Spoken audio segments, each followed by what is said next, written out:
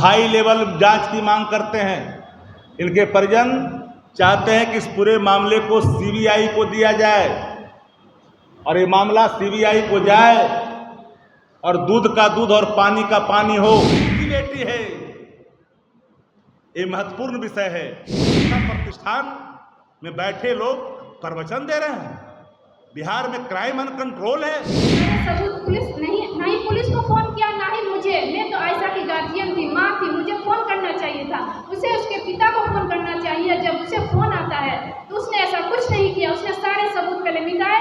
पता कि घटना को लेकर पूरे देश में इस बात को लेकर चर्चा हो रही है और हर जगह से जो नेता हो या फिर आम आदमी इस बात को लेकर लगातार सजा, जो व्यक्ति जिसने इस घटना को अंजाम दिया है उसको सजा देने की बात हो रही है। लेकिन ऐसा ही कुछ एक तस्वीर बिहार के मुजफ्फरपुर से भी निकलकर सामने आया। बिहार के मुजफ्फरपुर में जिस तरीके से घटना घटी एक बच्चे के साथ, उसके माता पिता आज राजद के प्रदेश कार्यालय पहुंचे। वहां पर उन्होंने प्रेस कॉन्फ्रेंस के दौरान अपनी तमाम आप बीती को बताया और साथ ही साथ राष्ट्रीय जनता दल के नेताओं ने जब प्रेस कॉन्फ्रेंस किया तो आरजेडी के मुख्य प्रवक्ता ने साफ तौर पर नीतीश कुमार से यह मांग किया है कि जो भी घटना घटी है तो इस जांच जो है इसकी जांच सीबीआई से करवाई जाए, क्योंकि बिहार पुलिस पर अब भरोसा नहीं रहा। क्या कुछ कहा है प्रेस कॉन्फ्रेंस के दौरान, आप खुद सुनिए। आए तो बिना परिजन के कैसे आपने चीजों को आपने समेट लिया? परिजन को संतुष्ट होने देते? यहां बैठा हुआ एक आदमी कोई ईमानदारी से बताए कि फांसी की अगर कोई बात होती तो एक पत्ते में नहीं होता। एक पत्ता, एक डायना फंदे को स्वीकार नहीं कर सकता है। और ये फोटो चिक चिक के कह रहा है एक डायना है। 3 डायने वाले पंखे में एक डायना में उसमें सटा दिया गया है। चोरी करता है लेकिन ईश्वर वहां संकेत दे देते हैं। और देखिए कि जिस तरह के प्रमाण हैं। इसलिए एक बात हम सभी साथियों से, आज फेस्टिवल है, आज के दिन आपको कष्ट दिया इनकी क्रांत, इनके आंख की आंसू। जब नेता के पास गया, नेता भी मर्माहत हो गए। वह भी इसके रोआंस को, इसके क्रांत को, इसकी आपबीती को, इसके दर्द को वह भी सहन करने में असहज फील करने लगे और लगा कि नहीं, इनको न्याय मिलना चाहिए। साथियों, आए दिन न जाने बिहार को किसकी नजर लग गई है। अगर कोई दूसरा व्यक्ति होता तो आज तक, अभी तक इस देश में न जाने इसको कितनी हेडलाइन बनाई जाती। लेकिन यह अत्यंत पिछड़ा की बेटी है, दलित की बेटी है। ये महत्वपूर्ण विषय है।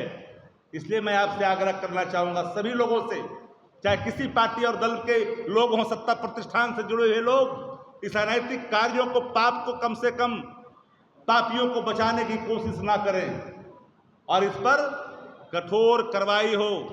अगर सरकार के आंखों में हया की एक बूंद कहीं बची है तो इन्वेस्टिगेशन का रिकमेंडेशन सीधे सीबीआई को फॉरवर्ड करे और इसका दूध का दूध और पानी का पानी करे। लगातार हो रहा है मुजफ्फरपुर में, लगातार हो रहा है। क्या हो गया है? शासन चुप क्यों? एक शब्द बोलने के लिए को तैयार नहीं है। इनके पिता मुजफ्फरपुर में, इनके पिता थे छपरा में। बताइए कि किसी के घर का कोई परिजन अगर इस हालत में पाया गया हो, बिना परिजन के आए हुए बॉडी को डिस्पोजल करने की, साक्ष्य मिटाने की कोशिश किया गया हो, यह तो अपने आप में एक अपराध है, अक्षम्य अपराध है और इसमें संलिप्त लोगों की जांच होनी चाहिए। राष्ट्रीय जनता दल पूरी तौर पर शिकार जो हुई है, आयशा जैसी लड़की, हर घर की बेटी, हर ये बेटी, आज इनके माता पिता रोते रोते, इनकी हालत ठीक नहीं है, बड़ी हिम्मत करके बैठी है यहाँ पर, इसके आंख के आंसू सूखे नहीं हैं। और आज सत्ता प्रतिष्ठान में बैठे लोग प्रवचन दे रहे हैं। बिहार में क्राइम अनकंट्रोल है। बैंक रॉबरी से लेकर करके रेप की घटनाएं प्रतिदिन सबूत छोड़ देता है कि बिहार में कानून नाम का कोई चीज ही नहीं बचा है। आभा ही समाप्त है, डर ही समाप्त है। अभी तो लोग खेल रहे हैं, नोटिस खेलने में लगे हुए हैं। शागिर्द तो हर पापों को बचाने में अपनी अहम भूमिका, अहम किरदार निभा रहे हैं। इसलिए मेरा डिमांड है परिजनों के बिहाफ में, परिजन ने आंख से रुआ से कहा कि हमको बिहार पुलिस पर भरोसा नहीं रह गया है, बिल्कुल नहीं। देखिए क्या बोल रहे हैं। आयशा कुमारी मेरी बेटी है, जो 2 महीने पहले अभी हाल ही में मुजफ्फरपुर पार्वती गर्ल्स हॉस्टल में रहने के लिए गई थी। बोलिए।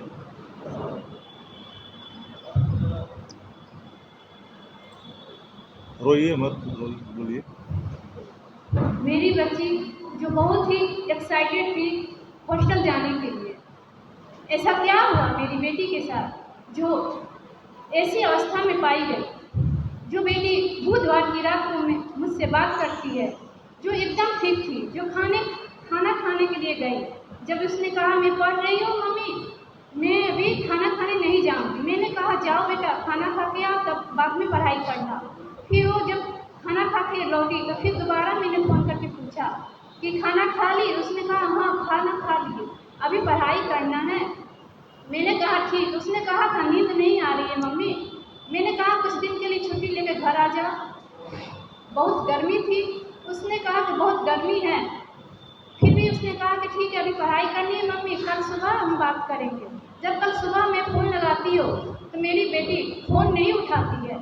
मुझे लगा कि शायद उसने कहा था बहुत लिखना है मुझे, या तो लिख, फ़ोन साइलेंट होगा, लिख रही होगी, या तो सो रही होगी। कई बार फ़ोन करने के बाद भी उसने फ़ोन रिसीव नहीं किया। लेकिन जब 2 बजने के बाद जब मुझे फ़ोन कॉल आता है एक लड़की के द्वारा, वो भी रोते हुए, वो कहती है कि जल्दी से आ जाइए, आयशा को कुछ हो गया है। फिर दूसरे ही फ़ोन कॉल वो मुझे करती है कि इसकी लाश को यहाँ से हटाया जा रहा है, आप जल्दी से यहाँ आ जाइए। उस समय मेरा बेटा घर पे खाना स्कूल से ही लौटा था, जो कि खाना खाने ही जा रहा था। उसने तुरंत मुझसे फ़ोन लेके अपने पापा को फ़ोन किया। उसने कहा सर को तुरंत फ़ोन करिए, आयशा को कुछ हो गया है। मेरे हस्बैंड तुरंत सर को फ़ोन कॉल करते हैं। तब वहाँ से अभिषेक त्रिवेदी कहते हैं कि हाँ मुझे भी अभी फ़ोन कॉल आया है, आप भी पहुँचिए, मैं भी जाता हूँ।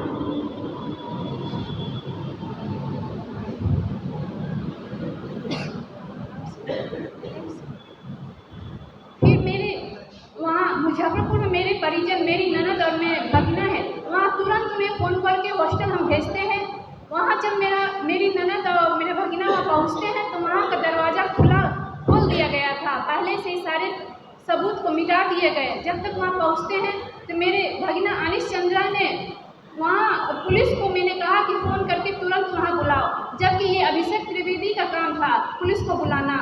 लेकिन उसने सारे सबूत ना ही पुलिस को फ़ोन किया, ना ही मुझे। मैं तो आयशा की गार्जियन थी, माँ थी, मुझे फ़ोन करना चाहिए था, उसे उसके पिता को फ़ोन करना चाहिए। जब उसे फ़ोन आता है तो उसने ऐसा कुछ नहीं किया, उसने सारे सबूत पहले मिटाए। उसके बाद मैं वहाँ पहुँची। मैं जब उस तरह से लटके हुए उसे पाया, मैं यही सोचती रही कि ऐसा क्या हो गया मेरी बच्ची के साथ। मैं उस समय उस हालत में नहीं थी कि वहाँ जो पुलिस आए या कुछ भी वहाँ हुआ। वहाँ सब लड़कियों से ना ही मैंने पूछताछ की, ना ही ऐसा। लेकिन ये काम तो पुलिस का था, उसने कुछ नहीं किया। पुलिस ने उसके अगल बगल की किसी भी लड़की से ऐसा कुछ नहीं पूछताछ किया। बस वो इंतजार कर रहे कि लड़की के पिता आएंगे। लड़की के पिता छपरा जिला में स्थित थे, पोस्टेड है, वहाँ एक टीचर है। वहाँ से मुजफ्फरपुर आने के लिए कम से कम शायद 2 बजे के बाद जब उन्हें फ़ोन किया तो 4, साढ़े 4, 5 बजे तक वो वहाँ पहुँचे।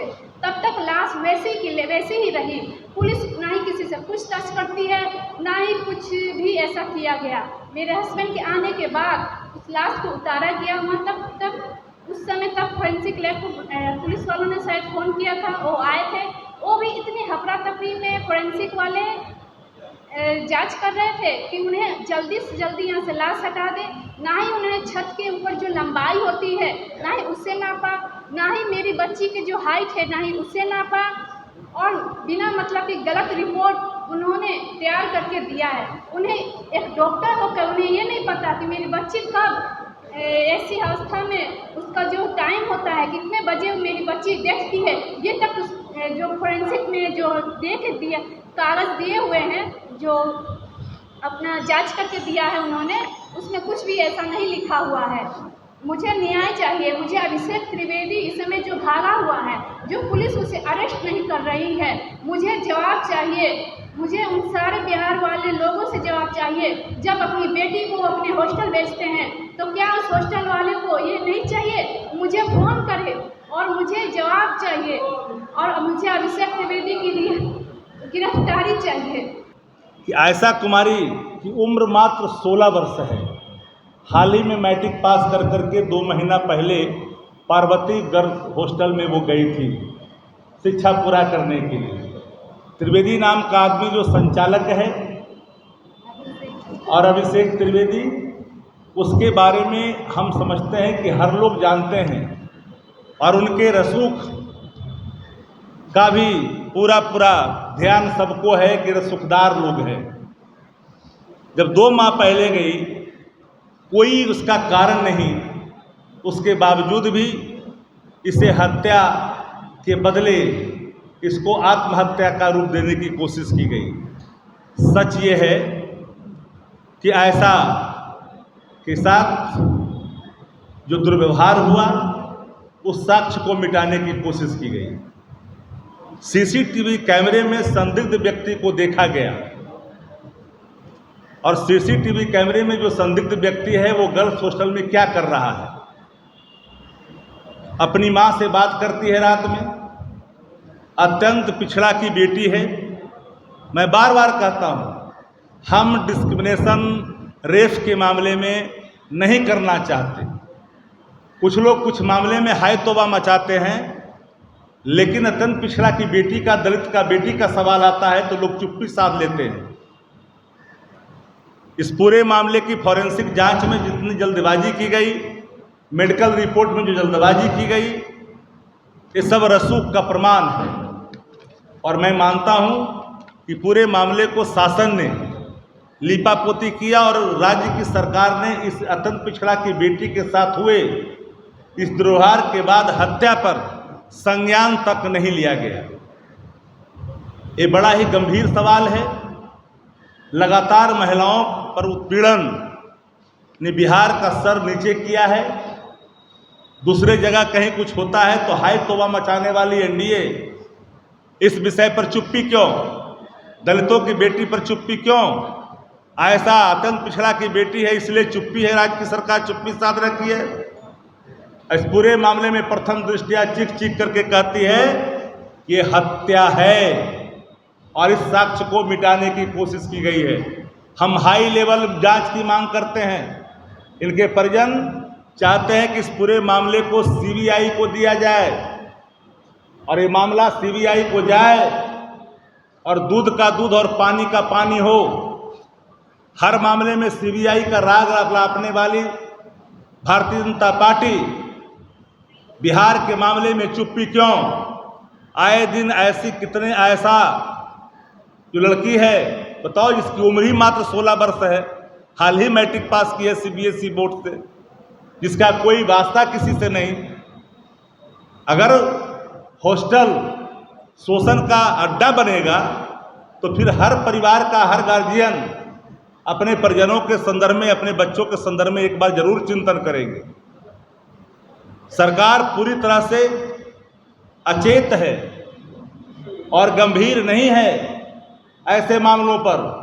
यही कारण है कि बिहार के हर कोने से रेप की घटनाओं की खबर लगातार बदस्तूर जारी है, और ये खबर आप लोग भी दिखाते हैं।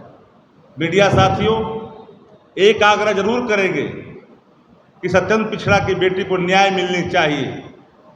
आज उनके परिजन आंख में आंसू लिए बड़ी हिम्मत करके आपके बीच आए हैं और ये आग्रह कर रहे हैं।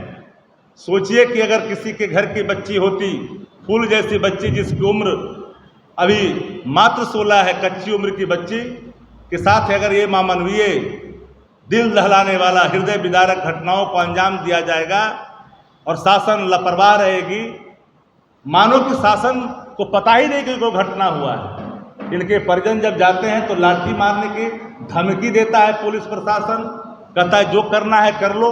ये रसूखदार लोग हैं। ये कौन है? ये कैसा रसूखदार है?